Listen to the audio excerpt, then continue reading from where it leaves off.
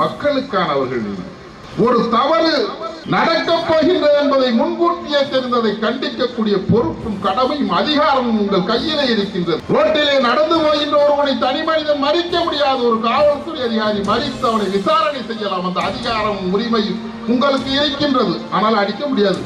எடுத்தோடனே இழுக்கிறது, அவன் ஏதாவது 2 நோட்டை தூக்கி காட்டினானா விட்டுறது. பொறுப்பான அதிகாரிகளாக இந்த பகுதியிலே பணியாற்றினால், பொறுப்பான அரசியல்வாதிகளாக இந்த நாட்டிலே பணியாற்றினால் இது போன்ற பிழைகள் நடக்காது.